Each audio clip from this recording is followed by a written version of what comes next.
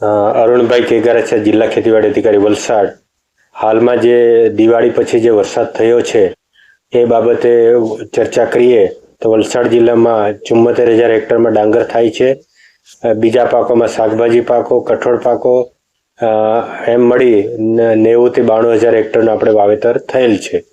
ખાસ કરીને જે ડાંગરની વાતો કરીએ તો ડાંગરમાં કમોસમી વરસાદથી ખેડૂતોએ દિવાળીમાં જે અંદાજિત 12,000 હેક્ટર જેટલું વાવેતર કાપણી કરી દીધી। એ ખેડૂતોએ પોતાના ખેતરમાંથી એના ઘરે પહોંચાડી દીધું, એ સેફ થઈ ગયું છે। બાકીનો જે વિસ્તાર રહ્યો એમાં કમોસમી વરસાદથી ખેડૂતે જે કાપણી કરી હતી અને ઉભો પાકમાં વ્યાપક નુકસાન થયું છે।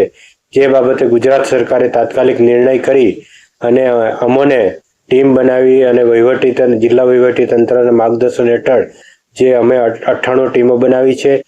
અંદાજિત 25 અધિકારીઓની નિમણૂક કરી છે અને જે ખેતરમાં નુકસાન થયું છે એવા ખેડૂતોની મુલાકાત લઈ અને જે સરકારનો આ જે અભિગમ છે ખેડૂત પ્રત્યેનો લાગણી ભર્યો, એમાં ખેડૂતોને સહભાગી થવા માટે અમને જે સૂચન મળ્યું છે એમાં અમે એક નાના ખેડૂતોની મુલાકાત લઈ ખેડૂતનો સર્વે કરી અને ખેડૂતને ન્યાય મળે એવું અમે આયોજન કર્યું છે અને ટૂંકમાં જ અમે જે સર્વેનો રિપોર્ટ સરકારશ્રીમાં મોકલીશું।